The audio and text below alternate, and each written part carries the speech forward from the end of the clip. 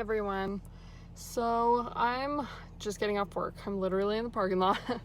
It's 9 o'clock at night.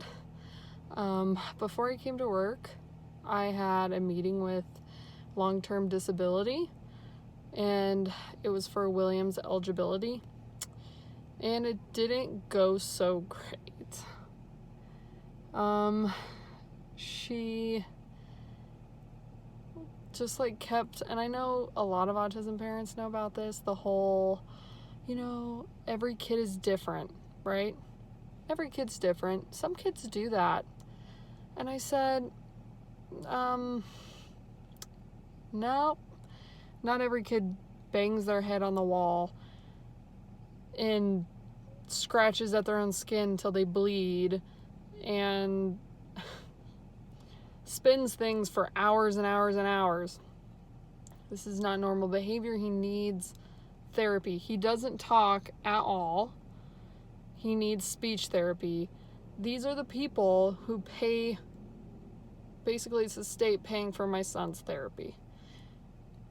And the way you're eligible is if you have a disability, they come and they make sure that your kid actually has a disability, which is already BS because I have a diagnosis from a psychologist, actually done by 3 psychologists who are doctors, mind you, who gave him that diagnosis. Sorry, people are staring at me all weird. And she really just well, if he's eligible. What do you mean if he's eligible? He needs services now.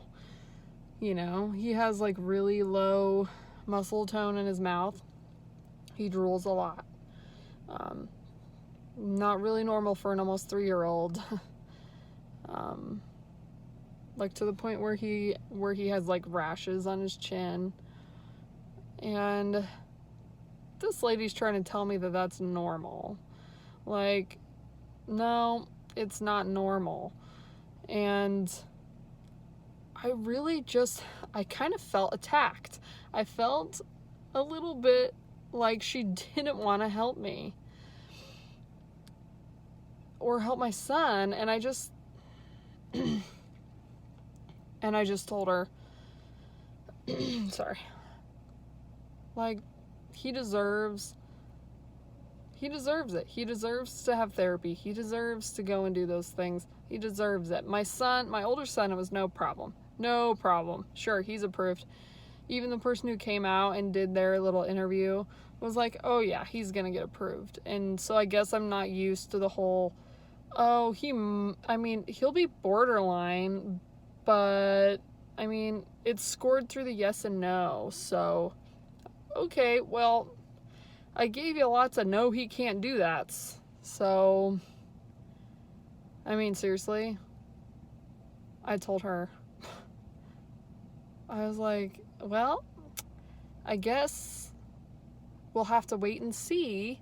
And if he doesn't get approved, I'm going to have to go to your supervisor, and I'll call them 3 times a day.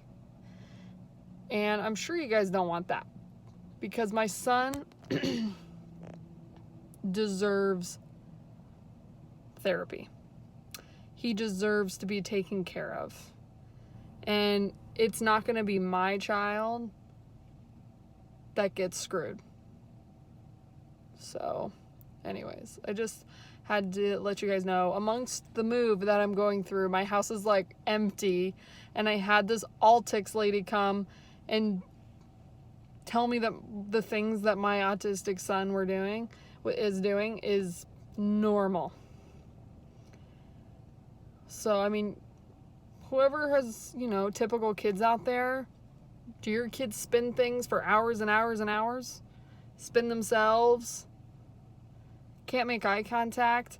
He does not know his surroundings to the point where he bumps into kids and knocks them over, and he has no idea that it's happening. It's just upsetting. I'm just upset. And if he doesn't get approved, I swear, I'm going to go down to that office. I'm going to talk to a supervisor. I'm going to be calling him 3 to 5 times a day. My son's going to get help. And unfortunately, it costs a lot of money. which is why long-term disability has to approve him. I can't afford $150 an hour for therapy 2 times a week. So that's $1,200 a month in just speech and occupational, plus ABA therapy, which is 40 hours a week. Who knows how much that costs out of pocket? Even more. I'm exhausted from the move.